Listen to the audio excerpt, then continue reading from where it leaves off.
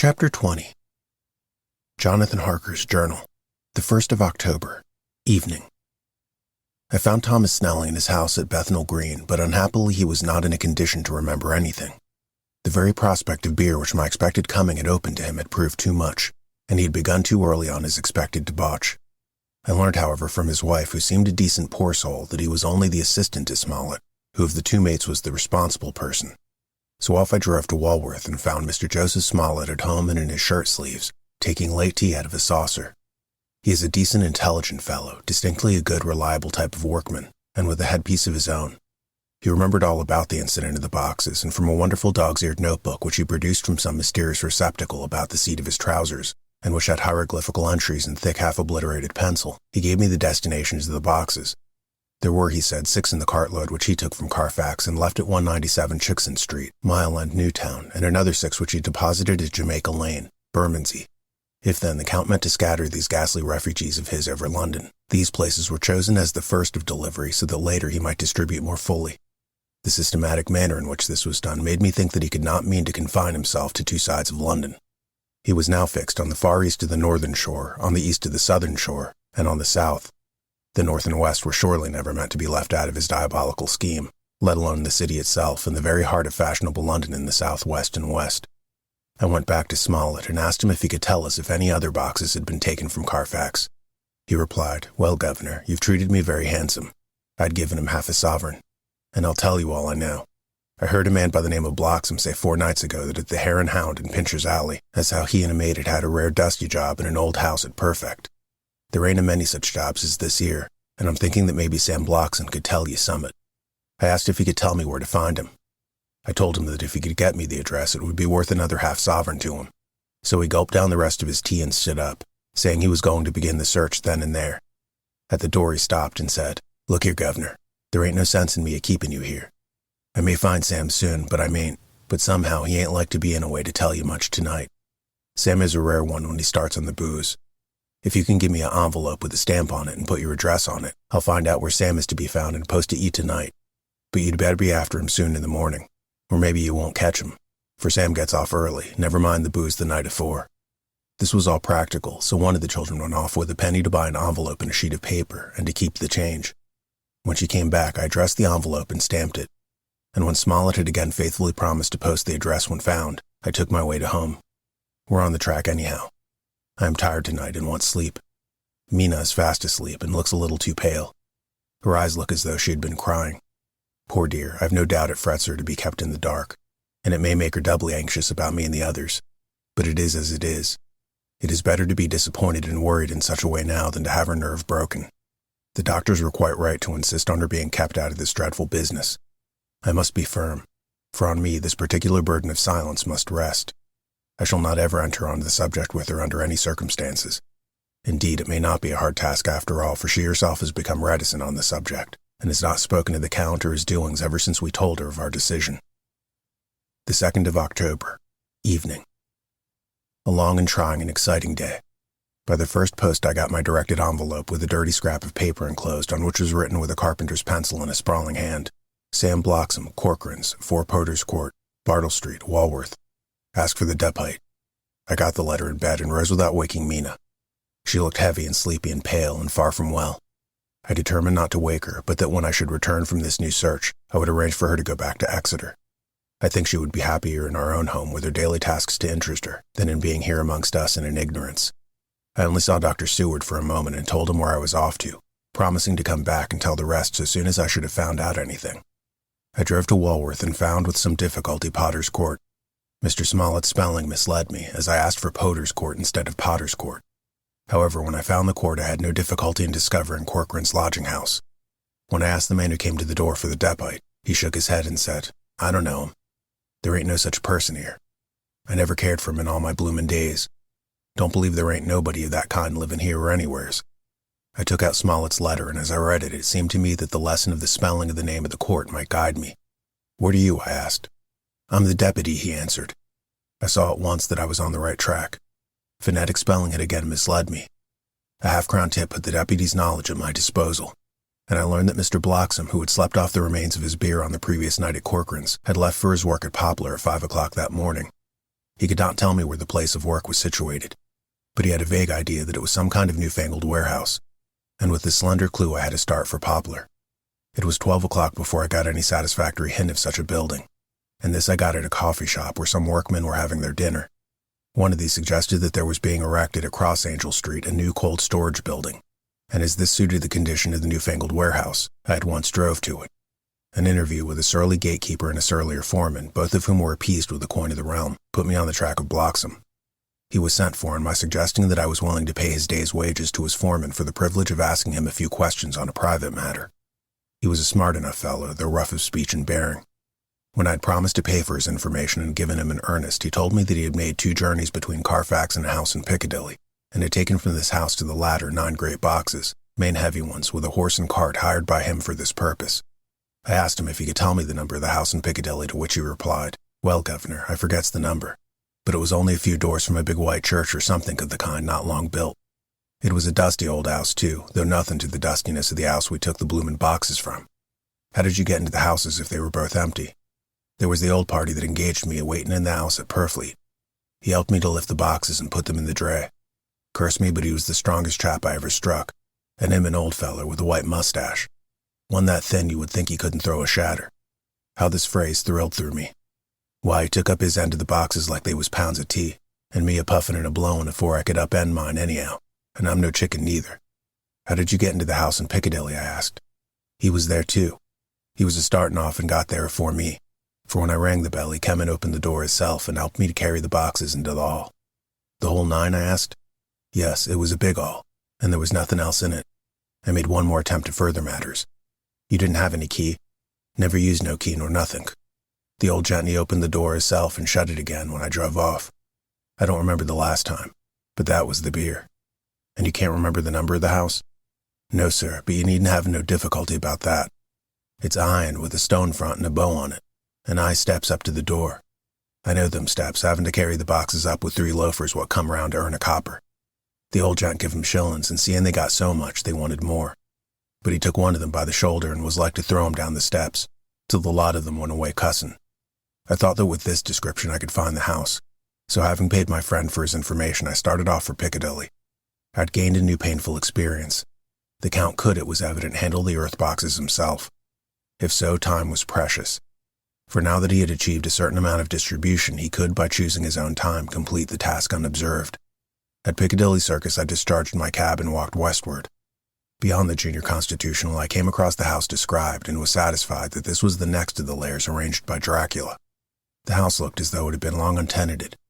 The windows were encrusted with dust, and the shutters were up.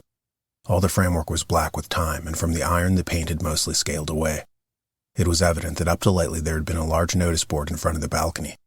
It had, however, been roughly torn away, the uprights which had supported it still remaining. Behind the rails of the balcony I saw there were some loose boards whose raw edges looked white. I would have given a good deal to have been able to see the notice board intact, as it would perhaps have given some clue to the ownership of the house. I remembered my experience of the investigation and purchase of Carfax, and I could not but feel that if I could find the former owner there might be some means discovered of gaining access to the house. There was at present nothing to be learned from the Piccadilly side, and nothing could be done.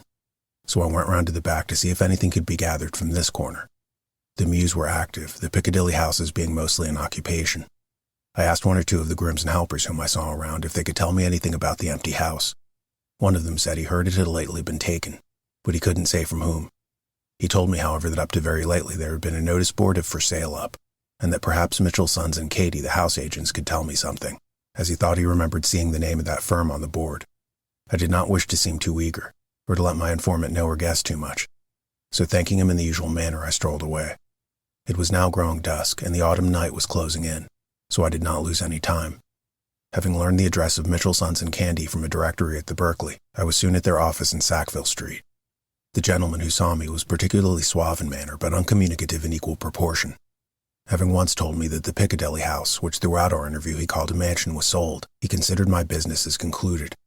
When I asked who had purchased it, he opened his eyes a thought wider and paused a few seconds before replying. "It is sold, sir." "Pardon me," I said with equal politeness, "but I have a special reason for wishing to know who purchased it." Again he paused longer and raised his eyebrows still more. "It is sold, sir," was again his laconic reply. "Surely," I said, "you do not mind letting me know so much." "But I do mind," he answered. The affairs of their clients are absolutely safe in the hands of Mitchell, Sons and Candy. This was manifestly a prig in the first water, and there was no use arguing with him. I thought I had best meet him on his own ground, so I said, "Your clients, sir, are happy in having so resolute a guardian of their confidence. I am myself a professional man." Here I handed him my card. In this instance, I am not prompted by curiosity. I act on the part of Lord Godalming, who wishes to know something of the property which was, he understood, lately for sale. These words put a different complexion on affairs.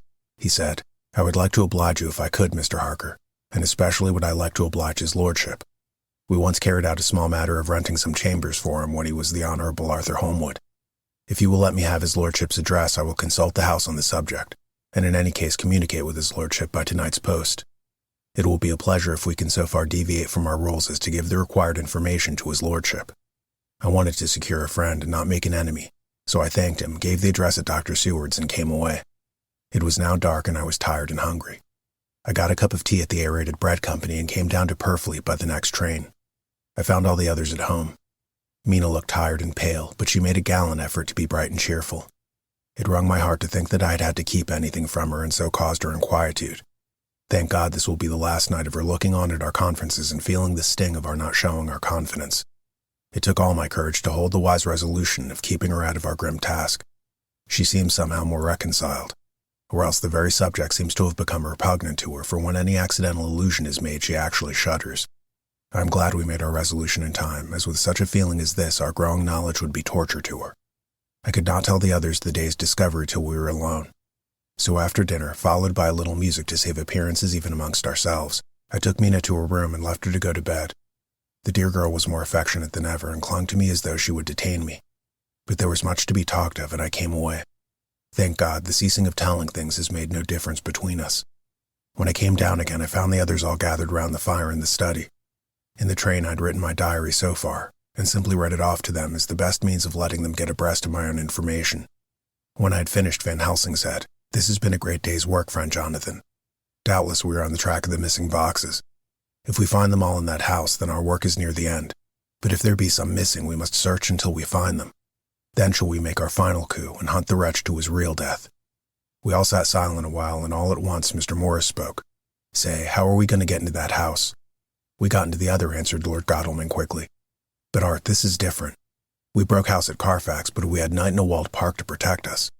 It'll be a mighty different thing to commit burglary in Piccadilly, either by day or night. I confess I don't see how we're going to get in unless that agency duck can find us a key of some sort. Perhaps we shall know when you get his letter in the morning." Lord Godalming's brows contracted, and he stood up and walked about the room. By and by he stopped and said, turning from one to another of us, "Quincy's head is level. This burglary business is getting serious. We got off once all right, but we have now a rare job on hand, unless we find the Count's key basket." As nothing could well be done before morning, and as it would be at least advisable to wait till Lord Godalming should hear from Mitchell's, we decided not to take any active step before breakfast time. For a good while we sat and smoked, discussing the matter in its various lights and bearings. I took the opportunity of bringing this diary right up to the moment. I am very sleepy and shall go to bed. Just a line. Mina sleeps soundly and her breathing is regular. Her forehead is puckered up into little wrinkles as though she thinks even in her sleep. She is still too pale, but does not look so haggard as she did this morning. Tomorrow will, I hope, mend all this. She will be herself at home in Exeter. Oh, but I am sleepy. Dr. Seward's Diary, the 1st of October. I am puzzled afresh about Renfield. His moods change so rapidly that I find it difficult to keep touch of them, and as they always mean something more than his own well-being, they form a more interesting study. This morning when I went to see him after his repulse of Van Helsing, his manner was that of a man commanding destiny. He was, in fact, commanding destiny, subjectively. He did not really care for any of the things of mere earth. He was in the clouds and looked down on all the weaknesses and wants of us poor mortals. I thought I would improve the occasion and learn something, so I asked him, "What about the flies these times?" He smiled on me in quite a superior sort of way, such a smile as would have become the face of Malvolio, as he answered me, "The fly, my dear sir, has one striking feature. Its wings are typical of the aerial powers of the psychic faculties. The ancients did well when they typified the soul as a butterfly." I thought I would push his analogy to its utmost logically, so I said quickly, "Oh, it is a soul you are after now, is it?" His madness foiled his reason, and a puzzled look spread over his face as, shaking his head with a decision which I had but seldom seen in him, he said, oh no, I want no souls. Life is all I want. Here he brightened up. I am pretty indifferent about it at present. Life is all right. I have all I want. You must get a new patient, doctor, if you wish to study zoophagy. This puzzled me a little, so I drew him on. Then you command life? Are you a god, I suppose? He smiled with an ineffably benign superiority. Oh no, far be it from me to arrogate to myself the attributes of the deity. I am not even concerned in his especially spiritual doings. If I may state my intellectual position, I am, so far as concerns things purely terrestrial, somewhat in the position which Enoch occupied spiritually. This was a poser to me. I could not at the moment recall Enoch's appositeness, so I had to ask a simple question, though I felt that by doing so I was lowering myself in the eyes of the lunatic. And why with Enoch? Because he walked with God. I could not see the analogy, but did not like to admit it. So I harked back to what he had denied. So you don't care about life and you don't want souls. Why not? I put my question quickly and somewhat sternly on purpose to disconcert him.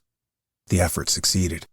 For an instant he unconsciously relapsed into his own servile manner, bent low before me and actually fawned upon me as he replied, I don't want any souls, indeed, I don't. I couldn't use them if I had them. They would be no manner of use to me. I couldn't eat them or... He suddenly stopped, and the old cunning look spread over his face like a windsweep on the surface of the water. And doctor, as to life, what is it after all? When you've got all you require, and you know that you will never want, that is all. I have friends, good friends, like you, Dr. Seward. This was said with a leer of inexpressible cunning. I know that I shall never lack the means of life. I think that through the cloudiness of his insanity he saw some antagonism in me, for he at once fell back on the last refuge of such as he, a dogged silence. After a short time I saw that for the present it was useless to speak to him. He was sulky, and so I came away. Later in the day he sent for me. Ordinarily I would not have come without special reason, but just at present I am so interested in him that I would gladly make an effort. Besides, I am glad to have anything to help pass the time. Harker is out, following up clues, and so are Godalming and Quincy. Van Helsing sits in my study, poring over the record prepared by the Harkers. He seems to think that by accurate knowledge of all details he will light upon some clue. He does not wish to be disturbed in the work without cause. I would have taken him with me to see the patient, only I thought that after his last repulse he might not care to go again. There was also another reason. Renfield might not speak so freely before a third person as when he and I were alone. I found him sitting out in the middle of the floor on his stool, a pose which is generally indicative of some mental energy on his part. When I came in, he said at once, as though the question had been waiting on his lips, "What about souls?" It was evident then that my surmise had been correct. Unconscious cerebration was doing its work, even with the lunatic. I determined to have the matter out. "What about them yourself?" I asked. He did not reply for a moment, but looked all round him and up and down, as though he expected to find some inspiration for an answer. "I don't want any souls," he said in a feeble, apologetic way. The matter seemed preying on his mind, and so I determined to use it, to be cruel only to be kind. So I said, "You like life, and you want life." "Oh yes, but that is all right. You needn't worry about that." "But," I asked, "how are we to get the life without getting the soul also?" This seemed to puzzle him, so I followed it up. "A nice time you'll have some time when you're flying out there with the souls of thousands of flies and spiders and birds and cats buzzing and twittering and meowing all around you. You've got all their lives, you know, and you must put up with their souls." Something seemed to affect his imagination, for he put up his fingers to his ears and shut his eyes, screwing them up tightly just as a small boy does when his face is being soaped. There was something pathetic in it that touched me. It also gave me a lesson, for it seemed that before me was a child. Only a child, though the features were worn, and the stubble on the jaws was white. It was evident that he was undergoing some process of mental disturbance, and knowing how his past moods had interpreted things seemingly foreign to him, I thought I would enter into his mind as well as I could and go with him. The first step was to restore confidence, so I asked him, speaking pretty loud so that he would hear me through his closed ears, "Would you like some sugar to get your flies round again?" He seemed to wake up all at once and shook his head. With a laugh he replied, "Not much. Flies are poor things after all." After a pause he added, "I don't want their souls buzzing round me all the same." "Or spiders?" I went on. "Blow spiders. What's the use of spiders? There isn't anything in them to eat or—" He stopped suddenly, as though reminded of a forbidden topic. So, I thought to myself, this is the second time he has suddenly stopped at the word drink. What does it mean? Renfield seemed himself aware of having made a lapse, for he hurried on, as though to distract my attention from it. I don't take any stock at all in such matters. Rats and mice and such small deer, as Shakespeare has it. Chicken feet of the larder, they might be called. I'm past all that sort of nonsense. You might as well ask a man to eat molecules with a pair of chopsticks as to try to interest me about the lesser carnivora when I know of what is before me. I see, I said. You want big things that you can make your teeth meet in. How would you like to breakfast on elephant? What ridiculous nonsense you were talking. He was getting too wide awake, so I thought I would press him hard. I wonder, I said reflectively, what an elephant's soul is like. The effect I desired was obtained, for he had once fell from his high horse and became a child again. I don't want an elephant's soul, or any soul at all, he said. For a few moments he sat despondently. Suddenly he jumped to his feet with his eyes blazing and all the signs of intense cerebral excitement. To hell with you and your souls, he shouted. How do you plague me about souls? Haven't I got enough to worry and pain and distract me already, without thinking of souls? He looked so hostile that I thought he was in for another homicidal fit, so I blew my whistle. The instant, however, that I did so, he became calm and said apologetically, Forgive me, doctor, I forgot myself. You do not need to help. I am so worried in my mind that I am apt to be irritable. If you only knew the problem I have to face and that I am working out, you would pity and tolerate and pardon me. Pray do not put me in a strait waistcoat. I want to think, and I cannot think freely when my body is confined. I am sure you will understand. He had evidently self-control, so when the attendants came I told them not to mind, and they withdrew. Renfield watched them go. When the door was closed, he said, with considerable dignity and sweetness, Dr. Seward, you have been very considerate towards me. Believe me that I am very, very grateful to you. I thought it well to leave him in this mood, and so I came away. There is certainly something to ponder over in this man's state. Several points seem to make what the American interviewer calls a story, if one could only get them in proper order. Here they are. Will not mention drinking. Fears he thought of being burdened with the soul of anything. Has no dread of wanting life in the future. Despises the meaner forms of life altogether, though he dreads being haunted by their souls. Logically, all these things point one way. He has the assurance of some kind that he will acquire some higher life. He dreads the consequence, the burden of his soul. Then it is a human life he looks to. And the assurance? Merciful God, the Count has been to him, and there is some new scheme of terror afoot. Later. I went after my round to Van Helsing and told him my suspicion. He grew very grave, and after thinking the matter over a while asked me to take him to Renfield. I did so. As we came to the door, we heard the lunatic within singing gaily, as he used to do in the time which now seems so long ago. When we entered, we saw with amazement that he had spread out his sugar as of old. The flies, lethargic with the autumn, were beginning to buzz into the room. We tried to make him talk of the subject of our previous conversation, but he would not attend. He went on with his singing, just as though we had not been present. He had got a scrap of paper and was folding it into a notebook. We had to come away as ignorant as we went in. His is a curious case indeed. We must watch him tonight. Letter. Mitchell, Sons and Candy to Lord Godalming, the 1st of October. My lord, we are at all times only too happy to meet your wishes. We beg, with regard to the desire of your lordship expressed by Mr. Harker on your behalf, to supply the following information concerning the sale and purchase of number 347 Piccadilly. The original vendors are the executors of the late Mr. Archibald Winter Suffield. The purchaser is a foreign nobleman, Count de Ville, who effected the purchase himself, paying the purchase money in notes over the counter, if your lordship will pardon us using so vulgar an expression. Beyond this we know nothing whatever of him. We are, my lord, your lordship's humble servants, Mitchell, Sons and Candy.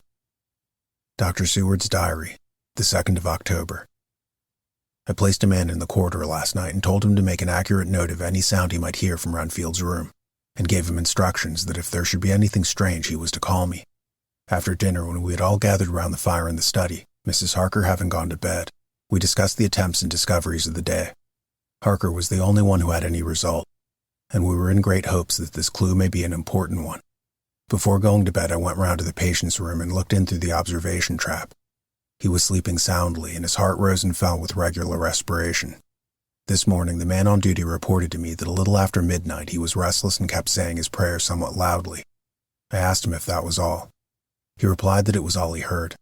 There was something about his manner so suspicious that I asked him point blank if he had been asleep. He denied sleep, but admitted to having dozed for a while. It is too bad that men cannot be trusted unless they are watched. Today Harker is out following up his clue, and Art and Quincy are looking after horses. Godalming thinks that it will be well to have horses always in readiness, for when we get the information which we seek, there will be no time to lose. We must sterilize all the imported earth between sunrise and sunset. We shall thus catch the count at his weakest and without refuge to fly to. Van Helsing is off to the British Museum looking up some authorities on ancient medicine.